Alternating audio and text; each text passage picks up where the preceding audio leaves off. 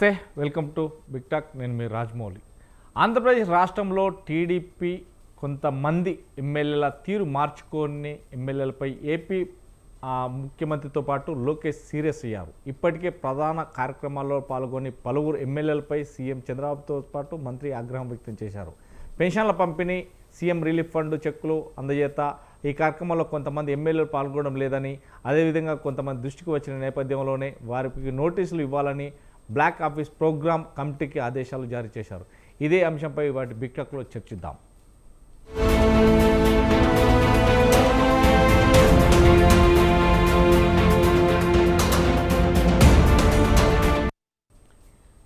మనతో పాటు బిగ్ టాక్లో పాల్గొనడానికి పాత్ర వెంకటేశ్వర రెడ్డి గారు, వైసీపీ లీడర్, అదే జగడం సత్యనారాయణ గారు, టీడీపీ లీడర్, అదేవిధంగా Venugopal Janasena leader, Veerashankar Reddy political analyst కూడా మనతో జాయిన్ అయ్యారు.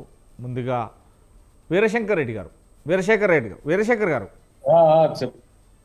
గారు, మనం చూస్తున్నాం ఏదైతే ఆంధ్రప్రదేశ్ రాష్ట్రంలో కొత్తగా 170 మంది ఎమ్మెల్యేలు ఉన్నప్పటికీ మాత్రం 11 మందికి సంబంధించిన నేపథ్యంలో మరికొంతమంది ఎమ్మెల్యేలు తీరు మార్చుకుంటే సుమారుగా 31 మంది ఎమ్మెల్యేల తీరు మార్చుకోకుండా మాత్రం చాలా సీరియస్గా ఉంటుంది అన్నట్టుగా కూడా సీఎంతో పాటు మంత్రులు లోకేష్ కూడా కొంత అసహనం వ్యక్తం చేశారు. ఒకవేళ పద్ధతి మార్చుకోకుంటే వారికి క్రమశిక్షణ చర్యల కింద భాగంగా చర్యలు తీసుకోబడతాయి అనే విధంగా కూడా, ఒకవేళ అసెంబ్లీ స్టార్ట్ అయినా కానీ లేటుగా రావడం, ఒక గంట మాత్రమే కూర్చోవడం, తర్వాత వెళ్ళిపోవడం, సరైన పద్ధతిలో నడవకపోవడం, అలాగే సీఎం రిలీఫ్ ఫండ్ చెక్కులు కానీ అందజేయలేకపోవడం, జనంలోకి వెళ్ళకపోవడం, అదేవిధంగా జనాల బాగోగులు పట్టించుకోకపోవడం, ఇలాంటివి మా దృష్టికి వస్తున్నాయి అంటూ కూడా క్రమశిక్షణ కమిటీకి కూడా లిస్ట్ ఇవ్వాల్సి వచ్చింది.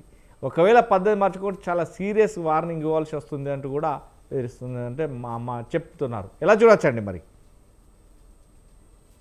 ఖచ్చితంగా ముందుగా స్వతంత్రి ప్రేక్షకులకి అలాగే డిబేట్ లో పాల్గొన్న పెద్దలందరికీ నా హృదయపూర్వక నమస్కారాలు. ఏదైతే ఈ దిద్దుబాటు చర్యలు ఉన్నాయో అది ప్రతి ఒక్క సంస్థకి, ప్రతి ఒక్క పార్టీకి, అట్లాగే ప్రతి ఒక్క దానికి కూడా ఇది చాలా అవసరం. స్వయం దిద్దుబాటు అనేది అవసరం అని చెప్పుకోవాలి. దానివల్ల ఏమవుతుందంటే పనితీరు మెరుగవుతుంది, అట్లాగే ప్రజల్లో విశ్వాసం ఉంటుంది. ఒక సంస్థ అయితే ఆ సంస్థ యొక్క వర్కర్స్ దానివల్ల కస్టమర్స్ ఇదవుతారు. అలాగే ఒక ప్రజాస్వామ్య పార్టీ కనుక ఇలా స్వయం దిద్దుబాటు చర్యలు కనుక తీసుకుంటే ఆ పార్టీ మీద ప్రజల్లో విశ్వాసం పెరుగుతుందని చెప్పచ్చు. అట్లాగే ఇప్పుడు గవర్నమెంట్, ఒక ప్రభుత్వ అధినేత, ఒక ముఖ్యమంత్రి హోదాలో ఉన్న వ్యక్తి తన పార్టీ ఎమ్మెల్యేలని, తన పార్టీ మంత్రుల్ని మీరు స్వయం దిద్దుబాటు చర్యల కోసం కనుక ఈయన ప్రేరేపించినట్లయితే, అట్లాగే ఏదైతే ప్రజల్లోకి వెళ్ళే విషయం గురించి ఈయన కనుక మాట్లాడినప్పుడు ఖచ్చితంగా దీనివల్ల ప్రజల్లో విశ్వాసం పెరగటమే కాకుండా ప్రజలకు మంచి జరిగే పరిస్థితి ఏర్పడుతుంది. ప్రజల్లోకి వీళ్ళు వెళ్ళటం వల్ల, ఈ మంత్రులు, ఈ ఎమ్మెల్యేలు ప్రజల్లోకి వెళ్ళటం వల్ల వాళ్ళ యొక్క అవసరాలు, వాళ్ళకి కావాల్సిన పరిస్థితులు ఏమిటో, లేకపోతే వాళ్ళు ఎక్కడ నష్టపోతున్నారో ఇవన్నీ తెలిసే అవకాశం ఉంటుందని చెప్పుకోవచ్చు. దీనివల్ల ప్రజోపయోగం కార్యక్రమాలను మళ్ళీ పునరుద్ధరించుకునే పరిస్థితి ఏర్పడుతుంది. అట్లాగే ఈ ప్రభుత్వం దీర్ఘకాలం మనటానికి ఇదొక ముఖ్యమైన సంఘటన, మైలురాయిగా చెప్పుకోవచ్చు. ఖచ్చితంగా ఇలాంటి దిద్దుబాట్లు లేని ఏ పార్టీ, ఏ సంస్థ అయినా మోనోపోలింగ్గా లేకపోతే ఒక శేఖర్ గారు డిక్టేటర్ లాగా వెళ్ళిన వాళ్ళు ఎవరైనా సరే కుప్పకూలిపోయిన పరిస్థితి మనం గతంలో చూసాం, ఎన్నోసార్లు చాలా సంస్థల్లో కూడా చూసాం. రైట్. శేఖర్ గారు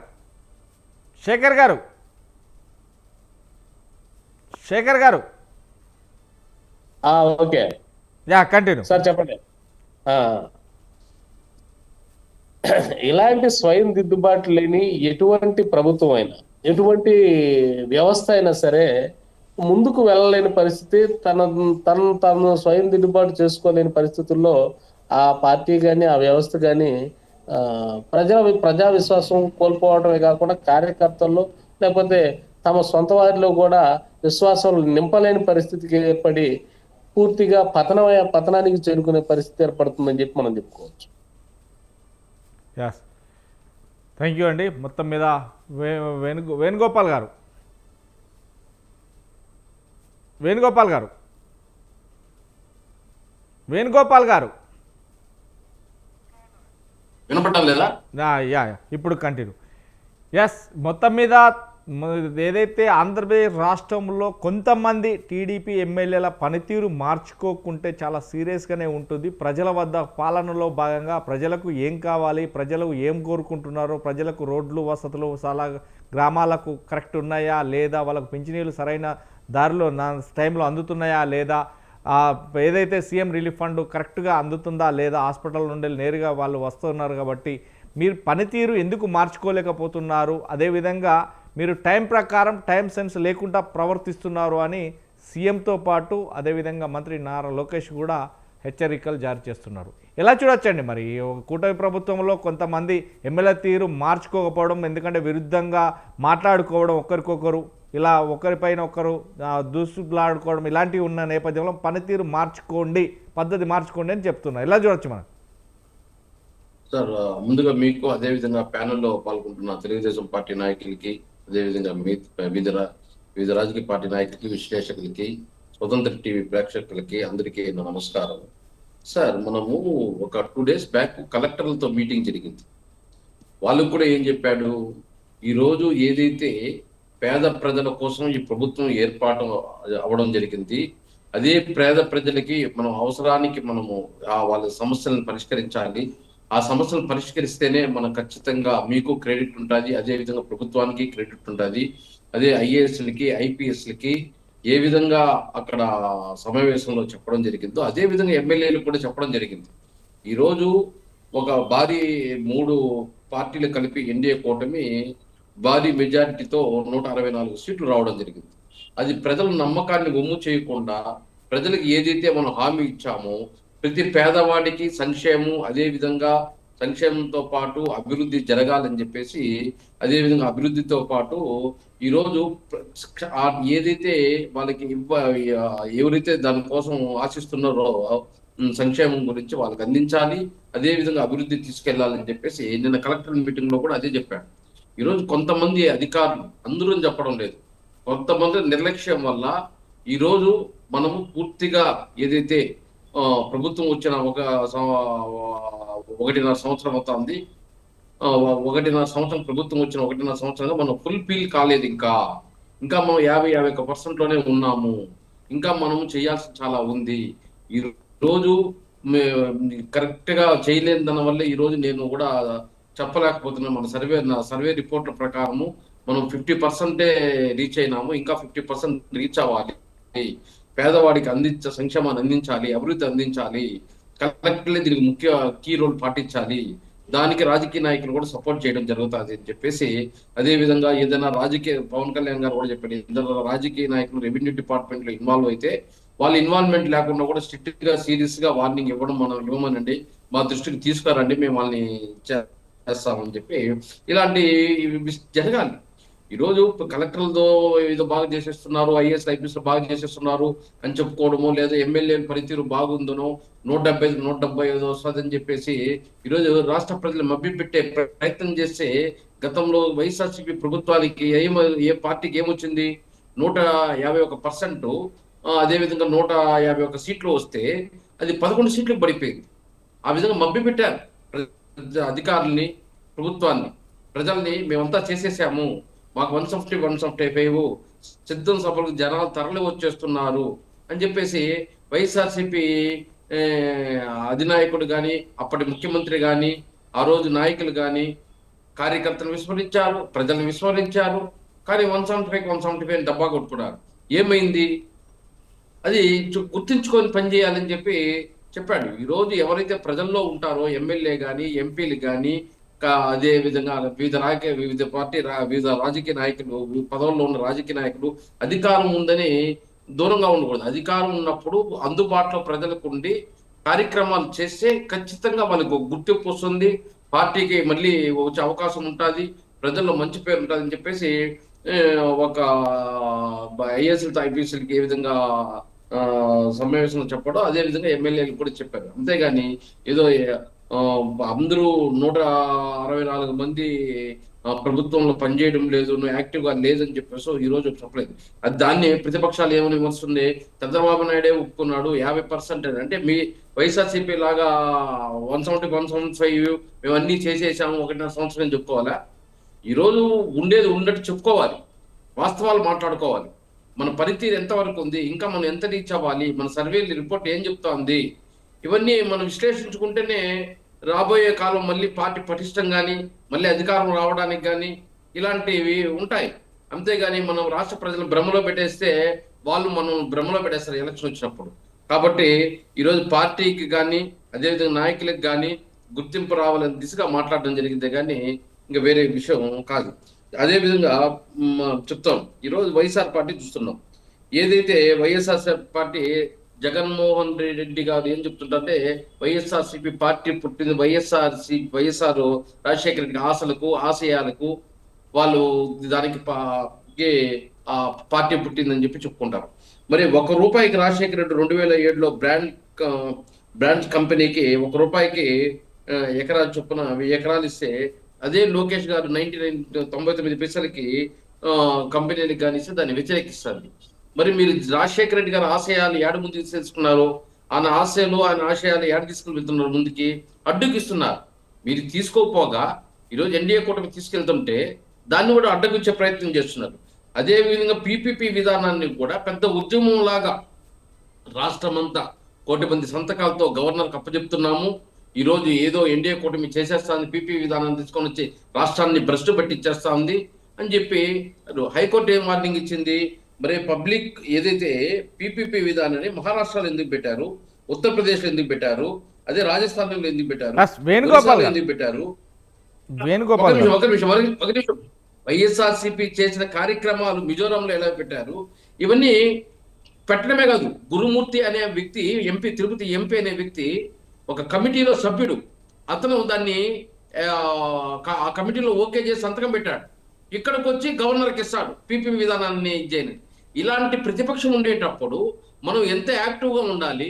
ఈరోజు ఐఏఎస్ ఐపీఎస్లు కానీ రాజకీయ నాయకులు ఎమ్మెల్యేలు ఎంపీలు కానీ అని చెప్పేసి ఈరోజు వాళ్ళకి ఒక దశ కార్యక్రమాన్ని నిర్వహించడం జరిగింది. దాంట్లో తప్పేం లేదు కదా.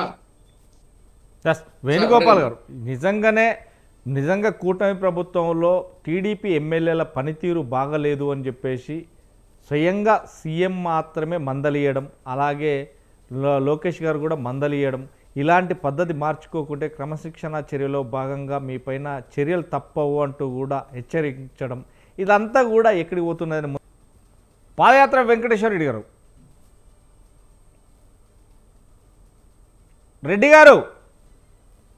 చెప్పండి సార్. మీ వాయిస్ క్లారిటీగా రావలేదు కాబట్టి అందుకే మిమ్మల్ని రెడ్డి గారు సంభవించాను. మొత్తం మీద ఆంధ్రప్రదేశ్ రాష్ట్రంలో కొంతమంది టీడీపీ ఎమ్మెల్యేల పనితీరు బాగాలేదు, ప్రజల్లోకి మీరు వెళ్ళట్లేదు, ఇక్కడ వేసిన గొంగడి అక్కడే ఉన్నట్టుంది, ప్రజలకు ఏ సౌకర్యాలు కావాలో చూడట్లేదు, లేటుగా అసెంబ్లీకి వస్తున్నారు, గంట ఉండి వెళ్ళిపోతున్నారు, అదే పనితీరు మీరు అగపడుతుంది, అద్దం పట్టినట్టు అగపడుతుంది. అదేవిధంగా సీఎం రిలీఫ్ ఫండ్ చెక్కులు కానీ అదేవిధంగా పింఛన్స్ కానీ సకాలంలో మీ నియోజకవర్గాల్లో అందడం లేదు, మీరు చేస్తున్న పనులేంటి నా దృష్టికి వస్తున్నాయి, ఇలాంటి చర్యలు బాగలేదు. ఎందుకంటే ఇదంతా కూడా ఇప్పటికైనా పద్ధతి మార్చుకోకుంటే చాలా సీరియస్గా ఉంటుందని సీఎంతో పాటు అదే మంత్రులు కూడా దీన్ని గట్టిగానే సీరియస్ వార్నింగ్ కూడా ఇస్తున్నారు. ఎలా చూడొచ్చు, ఒక దిక్కు రెడ్ బుక్ ఓపెన్ చేసి ఇది ఇప్పుడు 3 పేజీలు మాత్రం అయిపోయేది, 4వ పేజీ నిజంగానే లోకల్లో ఉన్న టీడీపీ ఎమ్మెల్యేల కోసమేనా 4వ పేజీ అనేది ఇప్పుడు అద్దం పడుతుంది. ఎలా చూడొచ్చండి? ముందుగా స్వతంత్ర టీవీ వీక్షకులకి, ప్యానెల్లో ఉన్న పెద్దలకి, రాష్ట్ర ప్రజలకి మీకు శుభ సాయంత్రం. మానవుడే మహనీయుడు, మనిషే దేవుడు, సత్యమేవ జయతే. దయచేసి ప్యానెల్లోని సభ్యులు కావచ్చు, మీరు కావచ్చు, నాకు ఇచ్చిన సమయాన్ని నన్ను వినియోగించుకొని నా పీరియడ్ అయిపోయిన తర్వాత మిగతా వాళ్ళు ఇంటర్ఫీర్ అవ్వాల్సిందిగా కోరుతున్నాను, పాటించవలసిందిగా కోరుతున్నాను. ఓకే, ఇక్కడ ప్రభుత్వం 18 నెలల కాలం అయింది కూటమి ప్రభుత్వం ఏర్పడి. ఈ 18 నెలల కాలంలో ఇలాంటి సీరియస్ గా చెప్తున్నాను, సీరియస్ అవుతున్నాను, సీజ్ ద షిప్ అన్నాను, వార్నింగ్లు ఇస్తున్నాను, తాట తీస్తాను, ఇలాంటివి మీడియా సాక్షిగా అనేక మీటింగ్స్లో కండక్ట్ చేసిన మీటింగ్స్లో అనేక సార్లు చంద్రబాబు నాయుడు గారు, పవన్ కళ్యాణ్ గారు చెప్పటం మనం చూసాం, మనం అందరం విన్నాం.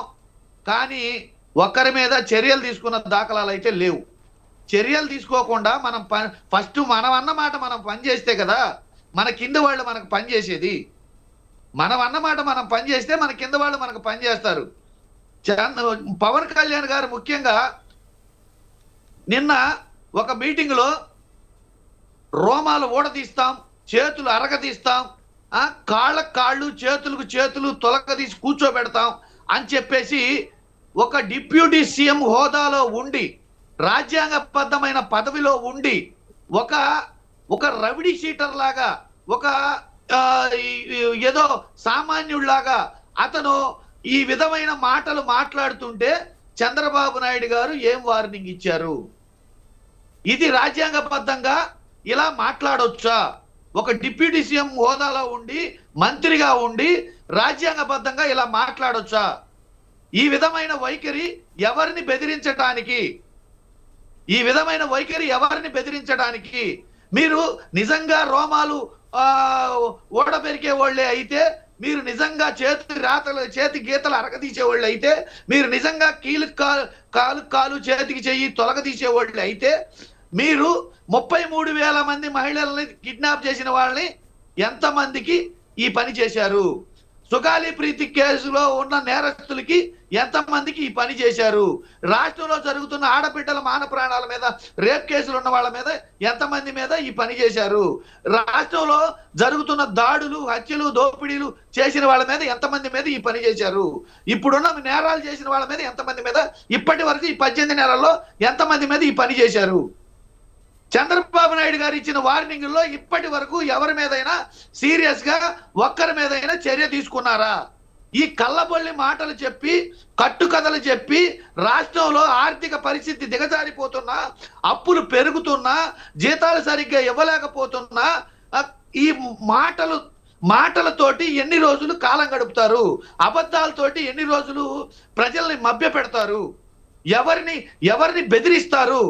అంటే మీకు అధికారం ప్రజలు ఇస్తే మీ ఇష్టానుసారంగా మైకులు పట్టుకొని సామాన్య ప్రజల్ని బెదిరించడానికా మీకు ప్రజలు అధికారం ఇచ్చింది? మీరు పని చేయడానికి కాదా? సమస్యలు సరి చేయడానికి కాదా? ఏమి ఇప్పుడు మీరు ఎవరికి వార్నింగ్లు ఇస్తున్నారు? పోనీ వార్నింగ్లు ఇచ్చిన వాళ్ళు ఎంతమంది మీద మీరు చర్యలు తీసుకున్నారు? ఎమ్మెల్యేల మీద కావచ్చు, పాలకుల మీద కావచ్చు, అధికారుల మీద కావచ్చు, తప్పులు చేసిన వాళ్ళ మీద ఎంతమంది మీద చర్యలు తీసుకున్నారు? తప్పులు చేసిన వాళ్ళ మీద కాకుండా ఆ తప్పుల్ని ప్రశ్నించిన వాళ్ళ మీద మాత్రం ఎక్కడో 4 సంవత్సరాల నాడు ఎవరో సోషల్ మీడియాలో మాట్లాడితే, ఎక్కడో ఎవరన్నా ప్రశ్నించిన వాళ్ళ మీద మాత్రం హుటాహుటిన హడావుడిగా చర్యలు తీసుకుంటున్నారు. ఇది ఆ పరిపాలన? దీన్ని మెచ్చుకోవాలా? ఇప్పుడు 18 నెలల్లో 2,66,000 కోట్ల రూపాయలు అప్పు చేశారు. ఏది 18 నెలలకే? ఏమైంది మీరు సంపద సృష్టి? ఏమైంది మీ ఉద్యోగ కల్పన? ఏమైంది మీ నిరుద్యోగ భృతి? ఏమైంది ఆడబిడ్డ నిధి? ఇవన్నీ ఒకటి కాదు కోకొల్లలు. ఏమైంది ప్రపంచ స్థాయి రాజధాని? ఏమైంది మెడికల్ కాలేజీలు? ప్రపంచ స్థాయి రాజధాని కడతాను అని ప్రగల్భాలు పలుకుతూ కేవలం 5,000 కోట్లతో ఖర్చు పెడితే మెడికల్ కాలేజీలు నడిపే కూడా నడపలేకపోతున్నారు.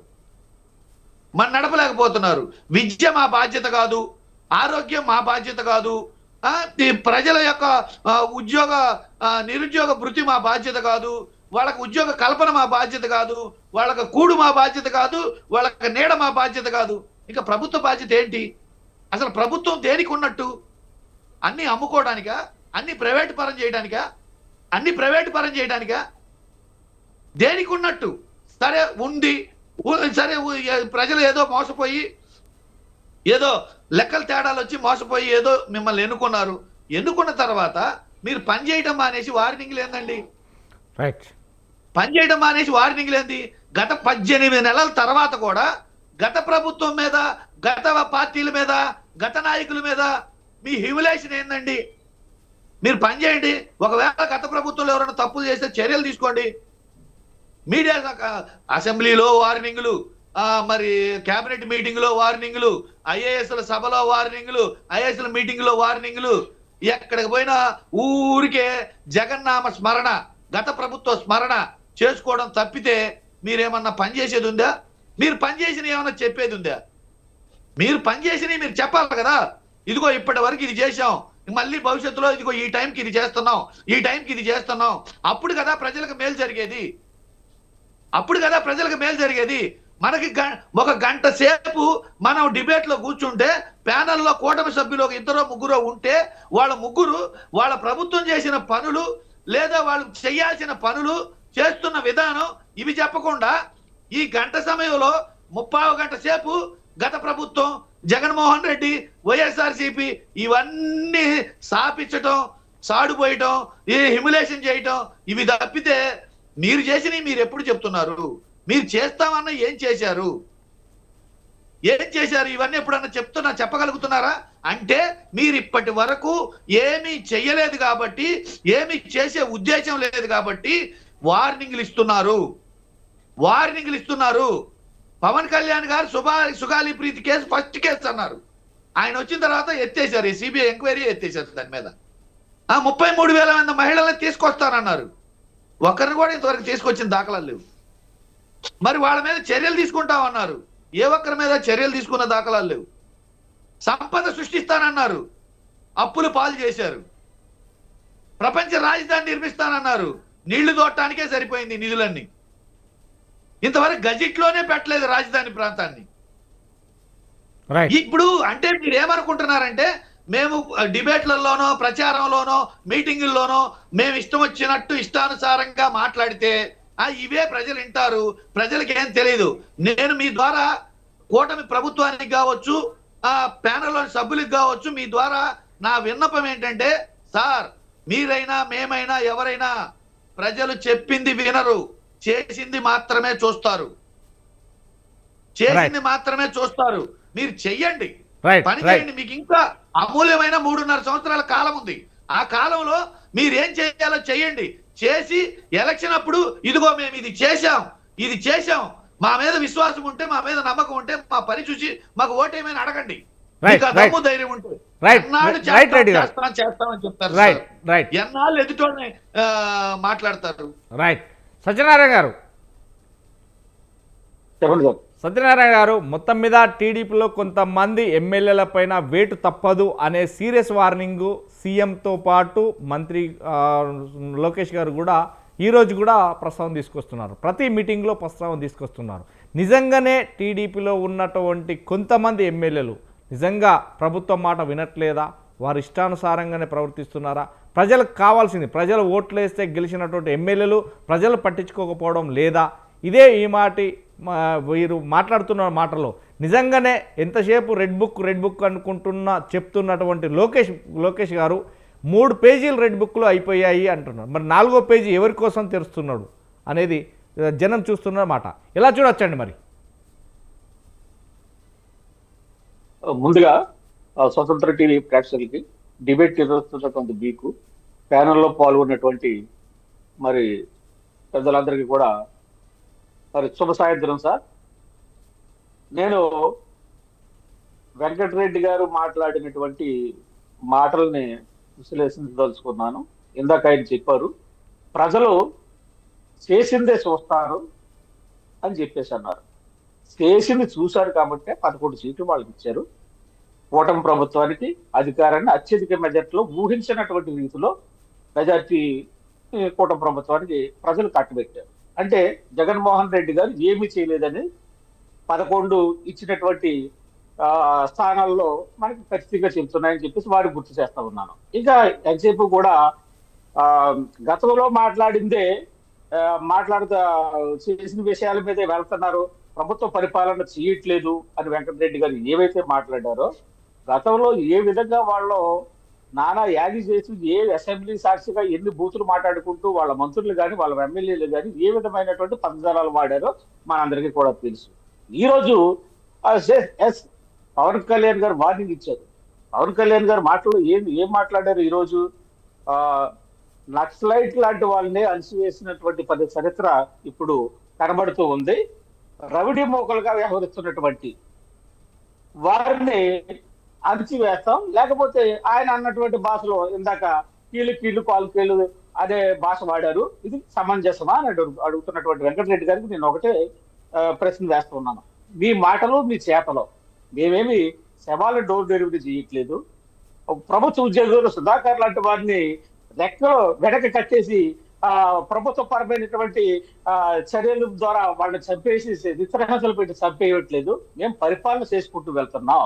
ప్రభుత్వం మా నాయకుడు పరిపాలన బేరీజు వేసుకుంటూ మనం ఎంత చేస్తున్నప్పటికీ కూడా కలెక్టర్ల సమావేశంలో ఒక సీనియర్ సీఎం 4వసారి చేస్తున్నటువంటి ఒక సీనియర్ నాయకుడిగా ఉన్నటువంటి చంద్రబాబు నాయుడు గారు సీఎం హోదాలో కలెక్టర్ల సమావేశంలో మేము ఎంత చేస్తున్నప్పుడు కూడా మాకు రిజల్ట్ రావట్లేదు, మనం ఎక్కడ మరి పొరపాటు చేస్తున్నామో మనం అందరూ కూడా బేరీజ్ చేసుకోవాలి, మరి ఏంటి తప్పిదో ఎలాగ అవుట్కమ్ రావట్లేదు అని చెప్పేసి అడిగినటువంటి వాస్తవ పరిస్థితులు మాట్లాడినటువంటి సీఎం గారికి నేను హ్యాట్స్ ఆఫ్ చెప్తూ ఉన్నాను. అది కూడా వాళ్ళు కూడా ఒప్పుకోవాలి. వెంకటరెడ్డి గారు నా టైంలో మీరు ఎవరో డిస్టర్బ్ చేయకండి అని చెప్పేసి ఏదైతే అన్నారో నేను కూడా అదే చెప్తున్నాను. మీరు వినండి, ఎందుకు చేశారు?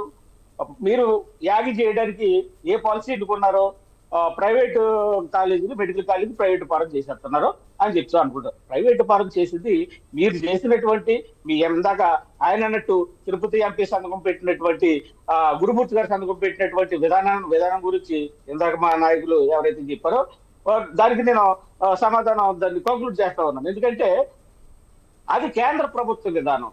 ఆ రోజు మీరు కేంద్ర ప్రభుత్వాన్ని ఎందుకు వ్యతిరేకించలేదు? వ్యతిరేకిస్తే మీ మీద ఉన్నటువంటి ఈడీ కేసులు, సిఐడి కేసులు, లేకపోతే మీ ఉన్నటువంటి 12 కేసులు కూడా తిరగబారి వేగవంతం చేస్తారని ఆ రోజు తిరిగేలేదా? మరి ఆ రోజే మీరు కేంద్ర ప్రభుత్వాన్ని నిలదీయలేపురుగా. ఆ రోజు మీరు పరిపాలించినప్పుడు కేంద్ర ప్రభుత్వం ఉంది, ఇప్పుడు మేము పరిపాలిస్తున్నప్పుడు కూడా కేంద్ర ప్రభుత్వం ఉంది. అక్కడ మీరు ఆ రోజు తిరగలేదు. ఎక్కడా కూడా నోరు మరి మూసుకుని ఆ విధానాన్ని మీరు అమలు చేసినటువంటి విధానం మీరు ఒక్కటి గుర్తించుకోవాలి. ప్రైవేట్ కాలేజీల మీద ఎంత మీరు యాగి చేస్తున్నారంటే, ప్రజలను మబ్బు పెట్టి ప్రయత్నం చేస్తున్నారంటే, రోడ్డు మీద రావాలనే ప్రయత్నం చేస్తున్నారంటే, అందులో 70% ఉచిత సేవలు, లేకపోతే 70% పబ్లిక్ పార్ట్నర్షిప్, ఇటువంటి విధానాలన్నీ కూడా అందులో ఉన్న విధానాన్ని ఈరోజు అందరూ కూడా యాక్సెప్ట్ చేసి కాలేజీలు ముందుకి వెళ్లే పరిస్థితి ఉన్నది. కరెక్ట్గా చెప్పారు సీఎం గారు కలెక్టర్ సమావేశంలో. ఋషికొండ 500 కోట్లతో నిర్మించుకుంటే ఒక మెడికల్ కాలేజీ వచ్చిందని చెప్పేసి, మరి పర్యావరణానికి వ్యతిరేకంగా ఆ రోజు ఋషికొండని అలాగే తొలిసేసి ఇష్టం వచ్చినట్టు విలాసవంత భవనాలు కట్టారే, మరి దాన్ని ఏమనాలి? మీరు పరిపాలన గాడి తప్పించేటటువంటి విధానం కదా. మరి ఏదో ప్రపంచ రాజధాని కట్టుతానన్నారో, మీరే పనులు జరుగుతున్నాయి. రాజధాని మేము రోడ్లకి కంకర ఇస్తే ఆ కంకర మీరు పట్టుకెళ్ళిపోయి ఏం చేశారో తెలియనటువంటి దొంగలు మీరు ఈ రోజుకి కూడా. మరి దాన్ని అన్ని కూడా పులిపిలు చేసుకుంటూ ఎక్కడికెక్కడికి నీరు తోటకే సరిపోతున్నారు. 18 సంవత్సరాల్లో ఊహించినటువంటి అభివృద్ధిని మేము ఇచ్చాం. మేము అనుకున్నటువంటి సూపర్ 6 అమలు చేయడం కానీ, మరి ఈరోజు వేరే కంపెనీలు వస్తున్నటువంటి విధానం కానీ, ఉద్యోగ కల్పన కోసం మేము 20 లక్షల ఉద్యోగాలు, మీకు సొల్లు కబుర్లు చెప్పట్లేదు, మేము 20 లక్షల ఉద్యోగాలు ఏ విధంగా ఈ ఆంధ్రప్రదేశ్ లో పులిపిలు చేయాలో తండ్రి కొడుకులు ఇద్దరు కూడా మరి విదేశాలు తిరుగుతూ కంపెనీస్ ఇస్తున్నటువంటి విధానం ప్రజలు గమనిస్తూ ఉన్నారని చెప్పేసి ఈ సందర్భంగా మరి పాదయాత్ర వెంకటరెడ్డి గారు అర్థం చేసుకోవాలి. మీరు మాట్లాడుతున్నారు, మీరు చాలా డిబేట్ లో మీరు నేను కూడా పాల్గొన్నాం. వాస్తవాలు గ్రహించాలి. ప్రజలు చెయ్యలేదని మిమ్మల్ని ఒప్పుకున్నారు కాబట్టే మీకు 11 ఇచ్చారు. అది ఒక్కడు గుర్తుంచుకోవాలి. మేము ఎంత చేస్తున్నప్పుడు కూడా అవుట్కమ్ రావట్లేదని మా సీఎం గారు, మన సీఎం గారు నిక్కచ్చిగా చెప్పారు. దాన్ని మనం అర్థం చేసుకుని ఖచ్చితంగా మనం సపోర్ట్ చేయాలి ఆ విధానానికి, ఆ మనస్తత్వానికి, ఆయన చేస్తున్నటువంటి పద్ధతులకు కూడా. అలా సపోర్ట్ చేయకుండా ఎంతసేపు కూడా పొల్ల విరుపు మాటలతో మీరు మాట్లాడుతున్నటువంటి సందర్భాలు వైసీపీ అందుకే అన్నారు. పవన్ కళ్యాణ్ ఖచ్చితంగా చెప్పారు, మీరు సామాజిక సోషల్ మీడియాలో మీ ఇష్టం వచ్చినట్టు మాట్లాడితే కుదరదు, అది పద్ధతి కాదు అని చెప్పేసి పవన్ కళ్యాణ్ గారు మాట్లాడుతున్నట్టు విధానం తప్పేటి. ఏం మాట్లాడారు ఆ రోజు మీరు సోషల్ మీడియాలో? మీ ఇష్టానుసారంగా మాట్లాడలేదా? మీ మంత్రులుగా అసలు నోటికి తాళం వేశాడు జగన్మోహన్ రెడ్డి గారు. చిన్న తప్పు అవుట్పుట్ రాకపోతే కలెక్టర్ సమావేశంలో ఎందుకని ఇలా జరుగుతుందని అడిగాడు సీఎం. ఏ రోజైనా సరే మీరు బటన్ తో నొక్కుకోవడం తప్ప ఆ ప్యాలెస్ లో కూర్చుని విదేశాలు వెళ్ళారా? పబ్లిక్ లో మూవ్ అయ్యారా? ఎక్కడికైనా మీరు ఒక్క గంట పబ్లిక్ తో 5 సంవత్సరాలు మీరు ఎక్కడైనా మూవ్ అవ్వగలిగారా? మీ చేసిన విధానం చెప్పగలిగారా? లేకపోతే మిమ్మల్ని మీరు వేరు చేసుకోగలిగారా? ఎక్కడా వేరు చేసుకోలేదు. ఈ రోజు ప్రజలు మెచ్చిన పరిపాలన కరెక్ట్ గా వెళ్తుందని చెప్పేసి ప్రజలు భావిస్తా ఉన్నారు. అందులో ప్రజలు భావిస్తున్నప్పుడు కూడా మీరు చేస్తున్నటువంటి యాగి ప్రజల్ని నెగిటివ్ వెళ్తున్నటువంటి క్రమాన్ని గమనించినట్టు ముఖ్యమంత్రి గారు ఎందుకని ఇలా జరుగుతుంది, అది జరగడానికి వీలేదు. భవిష్యత్తులో ఇటువంటి తప్పిదాలు జరగకుండా మనందరం కూడా దాన్ని ఎక్కడికక్కడ కట్ చేసుకుంటూ సుపరిపాలన, మంచి పరిపాలన మనం ప్రజలకు ఇవ్వాలి, మంచి ఫలితాలు మనకి రావాలి అనేది చంద్రబాబు నాయుడు గారు క్లియర్గా చెప్పడం వల్ల తప్పేదని అడుగుతా ఉన్నాను. ఎందుకంటే చంద్రబాబు నాయుడు గారు భవిష్యత్తులో మనం తప్పు చేస్తే వాళ్ళ మ్యాండేటరీ మనకు వస్తుంది అనే ఇండైరెక్ట్ మీనింగ్ ని మరి ఆయన మాట్లాడడం జరిగింది. అది కరెక్ట్ కదా అంటున్నాను. రైట్. సత్యనారాయణ గారు చిన్న వేణుగోపాల్ గారు.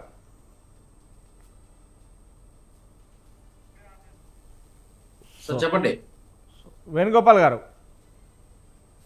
సార్. ఓకే వేణుగోపాల్ గారు, నిజంగానే రెడ్ బుక్ అంటున్నటువంటి లోకేష్ గారు 3 పేజీలు మాత్రమే తిరిగేసడం జరిగింది, 4వ పేజీ అని అంటారు. 4వ పేజీ ఎవరి కొరకై ఉంటుందండి? ఎలా ఊహించగలుగుతారు? ఎలా చూడొచ్చు సార్? ఇప్పుడు ఏదైతే ప్యానల్లో వైఎస్ఆర్సీపీ నాయకులు చెప్పారు, మేము చేసింది చెప్పుకుంటున్నాము, వీళ్ళు ఎంతసేపు జగన్ భజన చేస్తున్నారు అంటే, మీరు చంద్రబాబు నాయుడు భజన చేశారు కాబట్టే, అదేవిధంగా పవన్ కళ్యాణ్ భజన చేశారు కాబట్టే ఈరోజు మీకు 11 స్థానాలు వచ్చింది. అదే వాళ్ళని పక్కన పెట్టేసి మీరు అభివృద్ధి సంక్షేమాన్ని కానీ చేస్తుంటే మీకు 151 2019లో మ్యాండేట్ ఇస్తే అది 175గా మారుంది.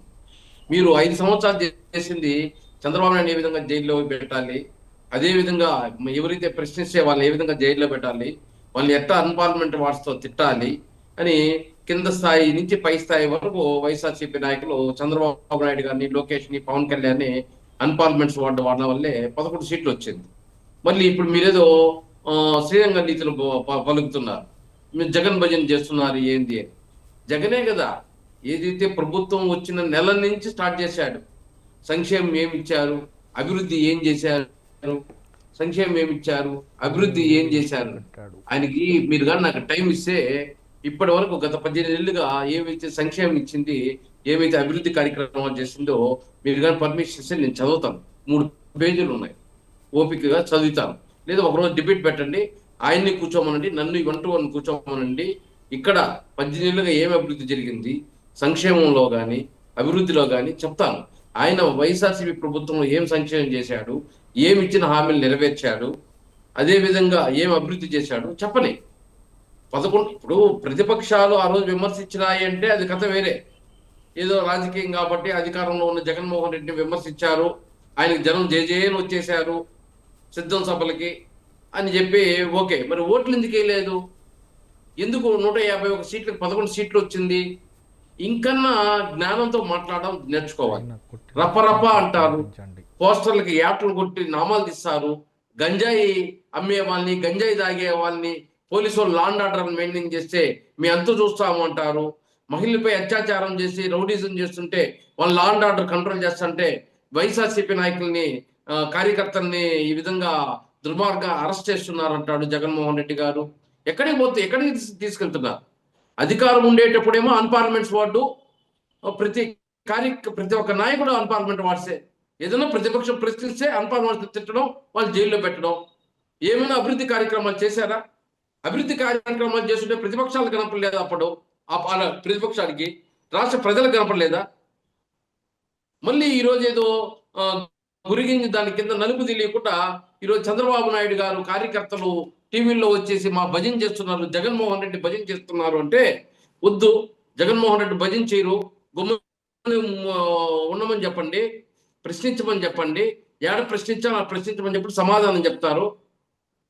పీపీపీ విధానాన్ని ఏమో కేంద్రంలో సపోర్ట్ చేస్తారు, రాష్ట్రం వచ్చే వ్యతిరేకిస్తే గవర్నర్కి పోయి ఇస్తారా?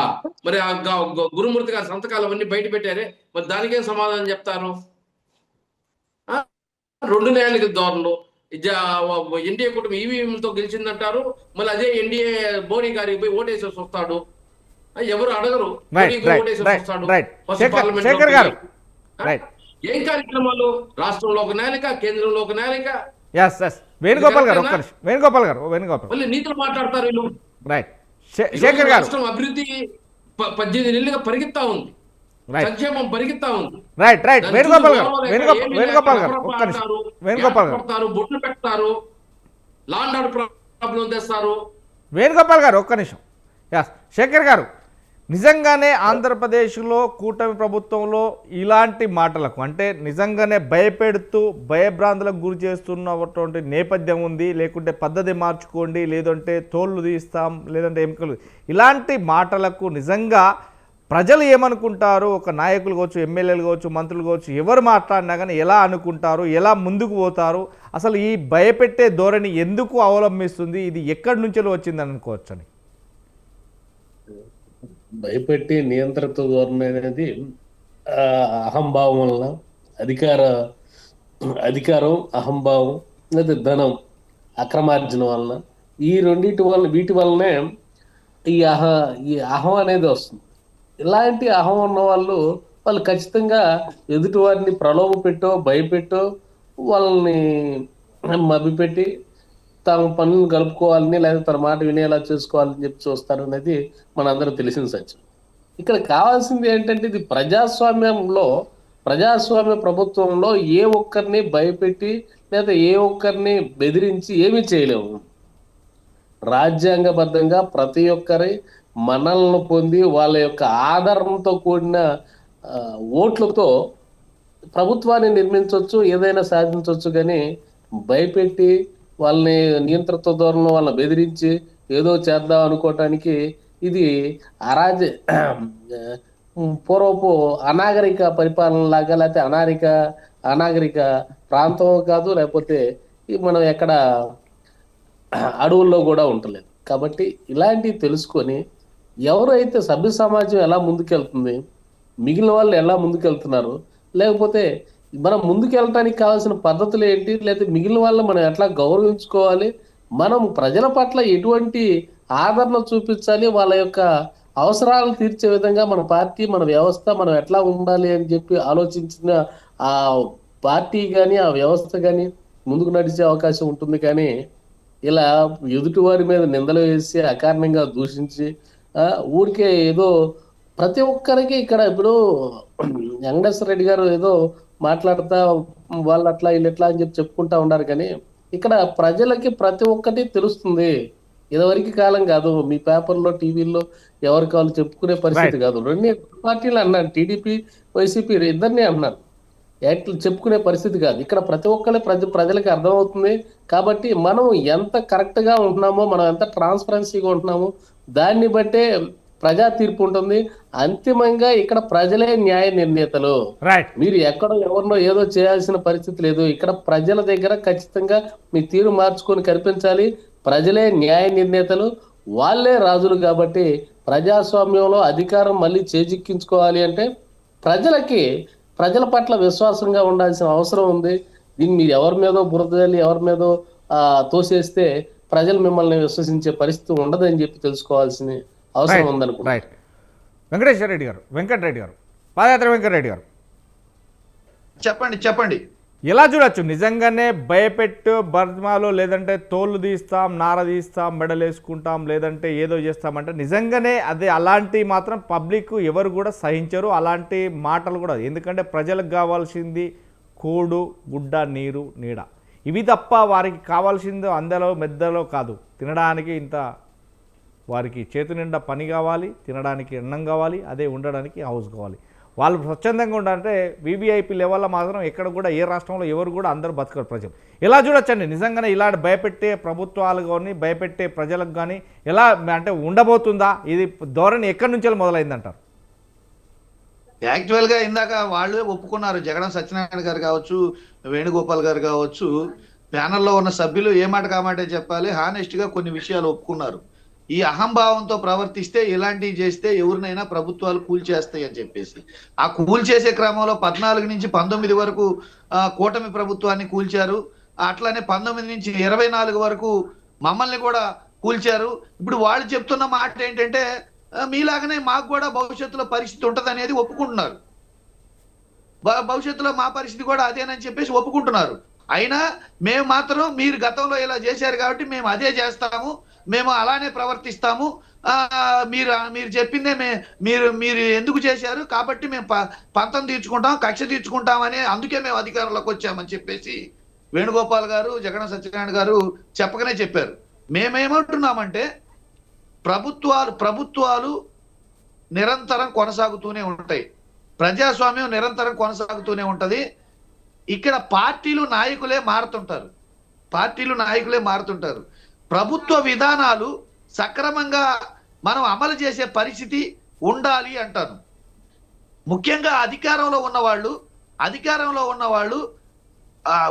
పొజిషన్లో ఉన్నవాళ్ళు నోరు దగ్గర పెట్టుకొని ఒళ్ళు దగ్గర పెట్టుకొని రాజ్యాంగబద్ధమైన మాటలే మాట్లాడాలి, రాజ్యాంగబద్ధమైన ప్రవర్తనే ఉండాలి తప్పితే వాళ్ళు వ్యక్తిగత వ్యవహార శైలిని, వాళ్ళ ఒరిజినల్ యాటిట్యూడ్ ని ఇక్కడ ప్రదర్శిస్తే ప్రజలు హర్షిస్తారనుకోవటం భ్రమ.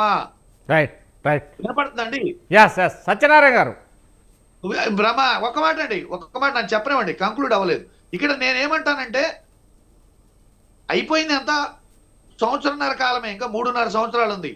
దయచేసి ఇప్పటికైనా మీరు అన్న మాటలు నెరవేర్చండి, మీరు ఇచ్చిన హామీలు నెరవేర్చండి, మీరు ప్రజలకి సరైన పాలన అందించండి. సరైన పాలన అందించిన రోజు ప్రజలు మీరు మమ్మల్ని దూషించక్కర్లేదు, మేము మిమ్మల్ని దూషించక్కర్లేదు. దే ఆర్ డిసైడ్, వాళ్ళు డిసైడ్ చేసుకుంటారు ఎవరు చెడు చేశారని. అంతేగాని మీరు ఊరికినే మీరు అది చేశారు కాబట్టి మేము ఇది చేస్తాం ఎందుకండి? కక్ష కోసం వచ్చారా మీరు అధికారంలోకి? రైట్ సత్యనారాయణ గారు. ఇప్పుడు వెంకటరెడ్డి గారు, మేము బేరీ చేసుకుంటున్నాం, మా పరిపాలనని మేము చక్కదిద్దుకునే ప్రయత్నంలో ఉన్నాం, ఏదైనా తప్పు జరిగితే దాన్ని మేము చూసుకుంటున్నాం అని చెప్పేసి మా ఎమ్మెల్యేలకు మా నాయకులు చెప్పడం జరుగుతుంది తప్ప మేము ఎక్కడా కూడా వైసీపీ ఎమ్మెల్యేలకు కానీ వాళ్ళ నడుపుతున్నటువంటి నాయకులు కానీ ఎక్కడ కూడా మేము వార్నింగ్స్. సత్యనారాయణ గారు ఒకవేళ కనుక ఎమ్మెల్యేల పనితీరు మార్చుకోకుండా సీరియస్ యాక్షన్ ఉంటుందని చెప్తున్నటువంటి సీఎం కావచ్చు, లేదంటే మంత్రి నారా లోకేష్ గారు కావచ్చు, ఒకవేళ పనితీరు మార్చుకోలేదని గంట వారి దృష్టికి మళ్ళీ వస్తాయి, ఎలాంటి సీరియస్ యాక్షన్ తీసుకుంటారు? నిజంగా సీరియస్ యాక్షన్ తీసుకుంటారా? తీసుకుంటే ఎలా ఉండబోతుంది? ఇప్పుడు మీరు మీ దగ్గర నుంచి సరైనటువంటి రిప్లై మాకు రావట్లేదు, సమాధానానికి మీరు సిద్ధంగా ఉండండి, మీరు ఏ విధమైనటువంటి పరిపాలన చేస్తున్నారు దాన్ని అంతా కూడా అవుట్కమ్ లో వచ్చేటట్టు మీరు ప్రయత్నం చేయండి.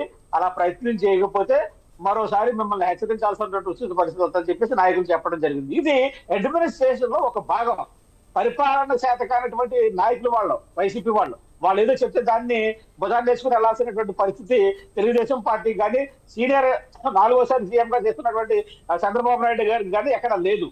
కానీ తప్పు ఎక్కడన్నా జరుగుతుంటే దాన్ని మా దృష్టికి తీసుకొస్తే దాన్ని ఏ విధంగా చక్కదిద్దుకోవాలి, ఏ విధంగా మరి దాన్ని చేసుకుని మనం ఎక్కడికి వెళ్ళాలనే దాని మీదే మా పరిపాలన విధానం వెళ్తుంది తప్ప వీళ్ళకిలాగా అని చెప్పి కూడా సొంత పేపర్ పెట్టుకుని సొంత ఛానల్ పెట్టుకుని దబ్బా కొట్టుకుంటూ అదే ఇంజక్షన్ లాగా తప్పు తప్పు తప్పు తప్పు అని 10 సార్లు చెప్పడానికి ప్రయత్నం చేస్తున్నటువంటి వీళ్ళు అని చెప్పి కూడా ప్రజలు హాయిగా సంక్షేమాన్ని కానీ పరిపాలన కానీ ఈ రోజు బ్రహ్మాండంగా ఆంధ్రప్రదేశ్ లో జరుగుతున్నటువంటి విధానాన్ని కూడా ప్రజలు గమనించుకున్నారు.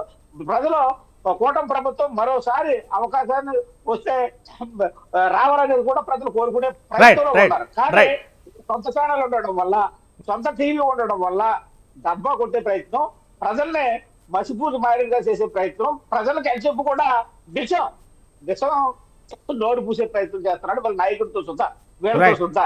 రైట్, థ్యాంక్ యూ అండి, thank you. Right thank you ప్రజాస్వామ్యమైనటువంటి పరిపాలన చేస్తున్నాం, Right. రాజ్యాంగబద్ధంగా చేస్తున్నాం. రైట్ థ్యాంక్ యూ అండి, థ్యాంక్ యూ వెరీ మచ్. ఈరోజు బిగ్ టాక్లో పాల్గొన్నటువంటి వదాద్రి వెంకటేశ్వర రెడ్డి గారికి, అదేవిధంగా వేణుగోపాల్ గారికి, అదేవిధంగా సత్యనారాయణ గారికి, అదేవిధంగా వేణు గారికి థ్యాంక్ యూ వెరీ మచ్ అండి. Thank you. ఏదైనా కానీ మొత్తం మీద ప్రజల వద్దకు నాయకులు వెళ్తేనే వారికి పరిపక్వత ఉంటుందనేది మాత్రం స్వతంత్ర న్యూస్ ద్వారా విన్నవిస్తున్నాం. నేపథ్యంలో ఏదైతే ప్రజల వద్దకు పాలన ఖచ్చితంగా ఉండాలి, ప్రజల మేలు కోరాలి, ప్రజలకు ఏం కావాలని ఖచ్చితంగా అడిగి తెలుసుకొని వారికి సమకూర్తేనే మరొక్కసారి వారికి పట్టం కట్టడానికి ముందుకు వస్తారనేది మాత్రం ఖచ్చితంగా వారికి తెలిసి రావాలి. ఏమైనప్పటికీ మాత్రం ప్రజల వద్దకు పాలన కొనసాగాలని కూడా స్వతంత్ర న్యూస్ కోరుతుంది. థ్యాంక్ యూ వెరీ మచ్ అండి. ఈరోజు బిగ్ టాక్లో పాల్గొన్నటువంటి మీకు థ్యాంక్ యూ వెరీ మచ్ అండి. మరో బిగ్ టాక్లో మళ్ళీ కలుద్దాం. చూస్తుండే స్వతంత్ర.